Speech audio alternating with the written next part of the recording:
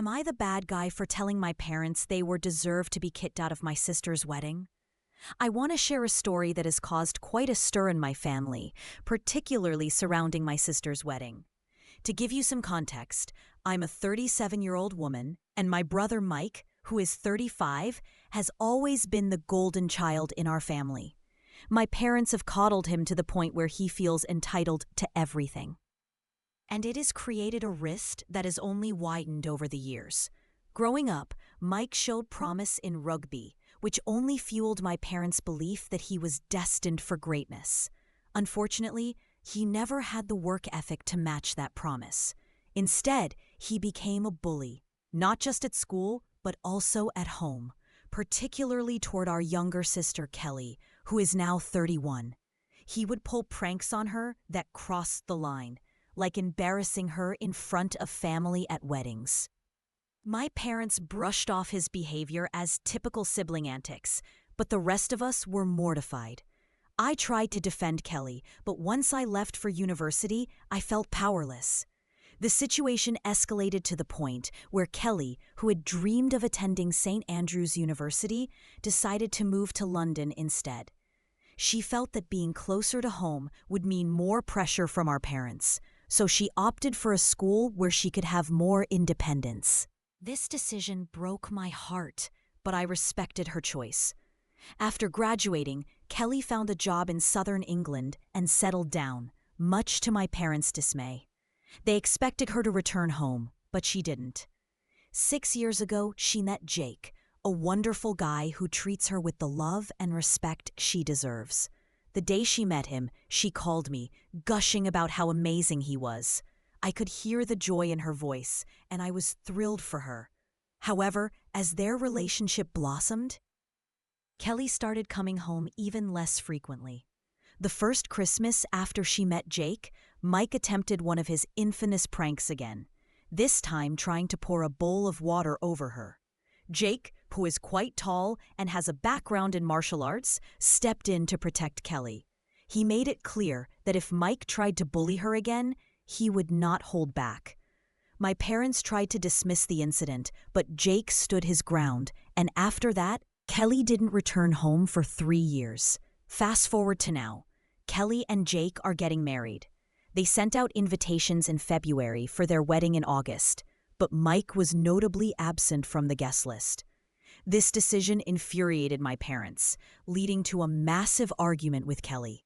They threatened not to attend the wedding, but Kelly stood firm, stating that if they didn't want to come, she would have her grandfather walk her down the aisle. Last Saturday, I visited my parents with my kids, and the moment I walked in, my mother began complaining about Kelly and the wedding. After listening for a while, I finally had enough. I confronted her, asking what she expected after years of allowing Mike to be the favored child. I pointed out that his entitlement had led to his inability to maintain relationships or hold a job, and he was still living at home with no prospects. I expressed my concern for my children, stating that I wouldn't trust him around them unsupervised, given his history of bullying Kelly. My mother fell silent, and shortly after, my father called me, furious that I had upset her. He accused me of siding with an ungrateful daughter instead of my parents, who had supposedly given me everything.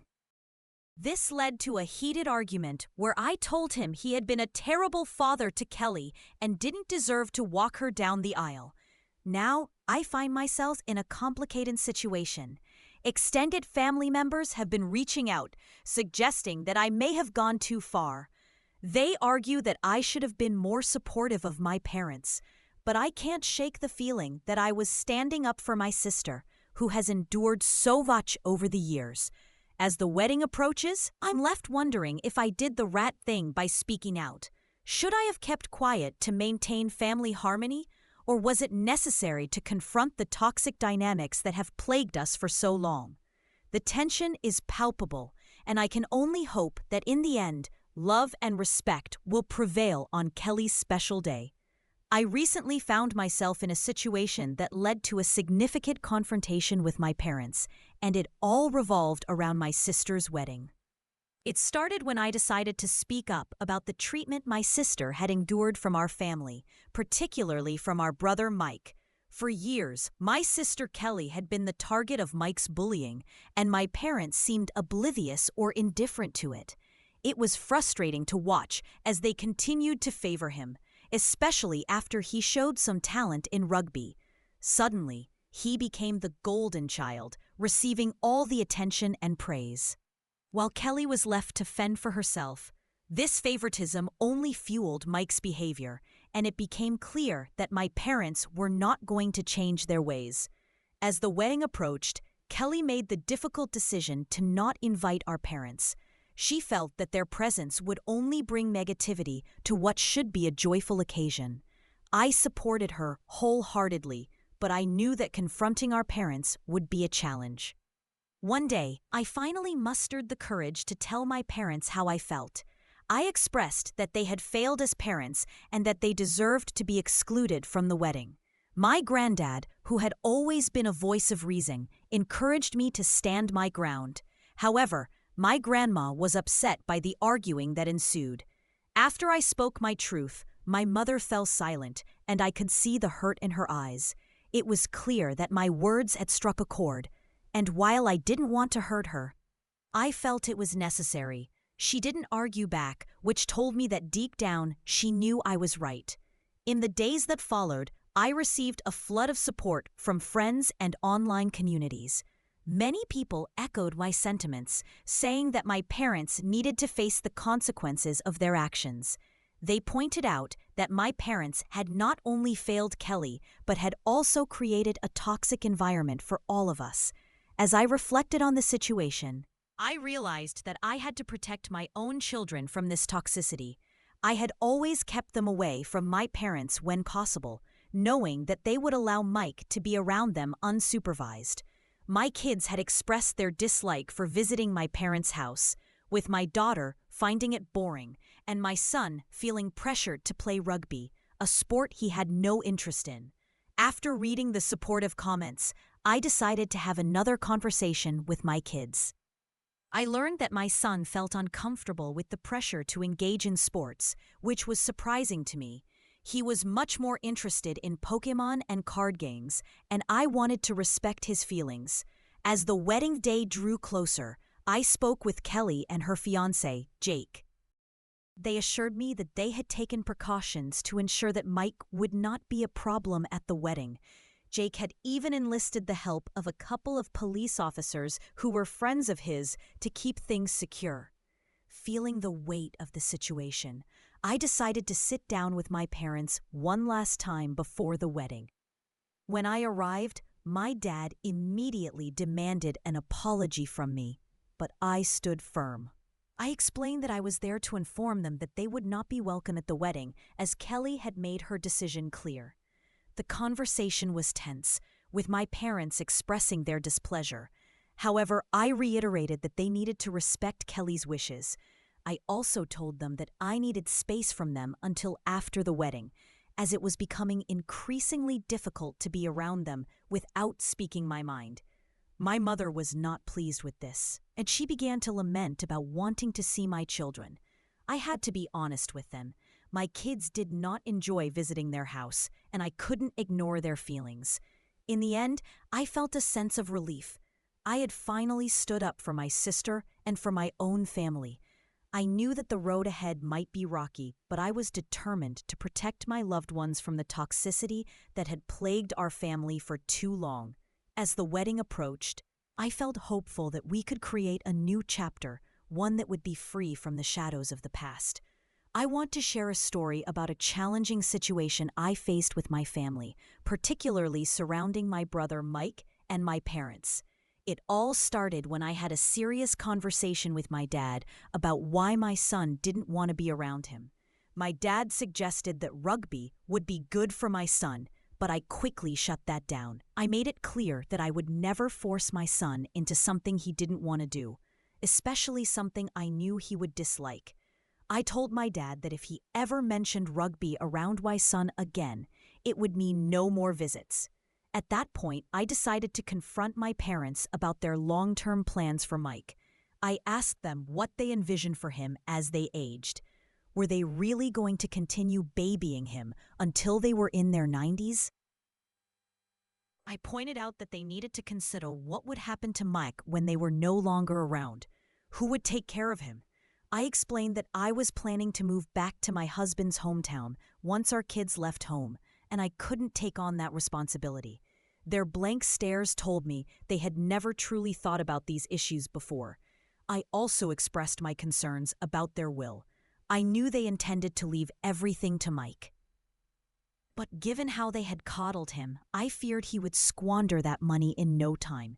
I could see panic in my mother's eyes as I spoke. It seemed she either hadn't considered the implications of their choices or assumed I would step in to help, which I made clear was not going to happen. After laying out my thoughts on how our relationship would look moving forward, I left. I hoped I had given them a lot to think about. I planned to check in with them occasionally, but I was ready to focus on my own family. I was looking forward to visiting my sister Kelly in the coming weeks, as we had both been navigating this situation together. Interestingly, my extended family had also backed off after I sent them a message.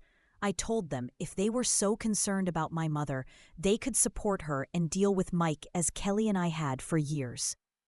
Unsurprisingly, none of them wanted to take on that responsibility. Fast forward a few months, and I found myself reflecting on how things had changed. Kelly got married recently, and everything went smoothly. Our parents and Mike didn't even attempt to attend the wedding. I heard that my mother had tried to reach out to Kelly through other family members, but Kelly made it clear she wasn't interested. She even threatened to uninvite anyone who tried to meddle, which effectively ended that conversation.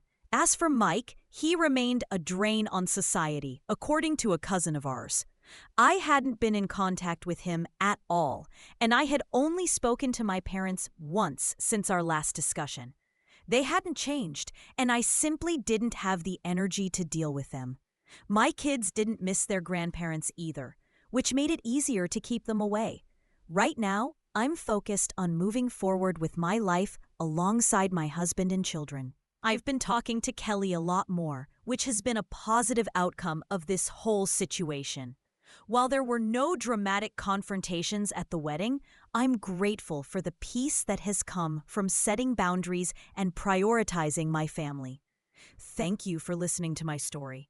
I want to share a story about my family, particularly focusing on my sister's wedding and the challenges that led to a significant turning point in our relationships.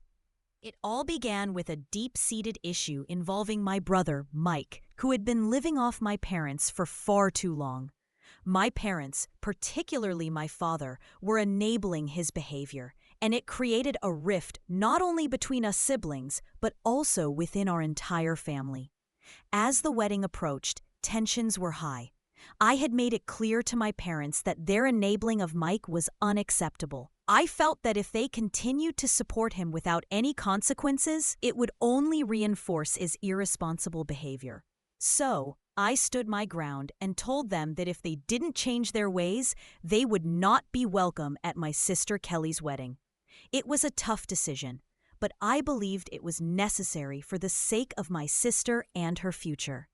Fast forward to the wedding day, and I was filled with a mix of excitement and anxiety. I knew my parents had been informed about the consequences of their actions, and I hoped they would respect my boundaries. To my relief, they did not show up, which meant that my sister could enjoy her special day without the added stress of family drama. It was a beautiful ceremony, and I felt proud of my sister for standing firm in her own beliefs. After the wedding, I decided to cut off contact with my parents. I needed space to breathe and heal from the emotional turmoil they had caused. It was a difficult decision. But I found that my life became much simpler and less stressful without their constant interference. I would occasionally hear updates from other family members, and it seemed that my father was convinced that I would eventually come around. My mother, on the other hand, was playing the sympathy card, trying to evoke feelings of guilt in me. But I remained resolute. A few months later, I received a surprising message from my mother. It was my son's birthday, and she reached out to say she had bought him some presents. Initially, I was hesitant to accept them, given her past choices, but she assured me that they were thoughtful gifts. To my surprise, she had put a lot of effort into selecting items that my son would love, including Pokemon cards and a backpack featuring his favorite character. It was a small but significant gesture that made me reconsider our relationship. When we met for lunch, my mother opened up about the ongoing arguments with my father regarding Mike. She had finally realized that babying him was not helping. In fact, it was doing more harm than good. She expressed her frustration about not cooking or doing laundry for Mike anymore, which was a clear sign that she was taking a stand.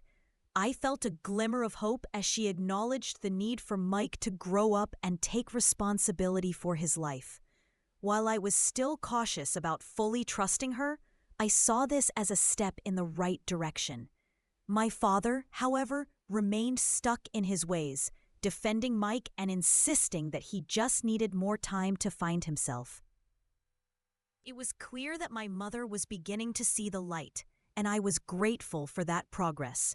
As the holiday season approached, I remained hopeful that my mother would continue on this path of change. I knew it wouldn't be easy, but I was willing to support her as long as she stayed committed to her newfound perspective. I realized that family dynamics can be complicated, but sometimes it takes a significant event, like a wedding, to spark change and growth. So, as I reflect on this journey, I'm reminded of the importance of setting boundaries and standing up for what is right. It's not just about protecting myself and my sister. It's about fostering healthier relationships within our family. I'm optimistic about the future and hopeful that my mother will continue to make progress. After all, change is possible, even in the most challenging situations.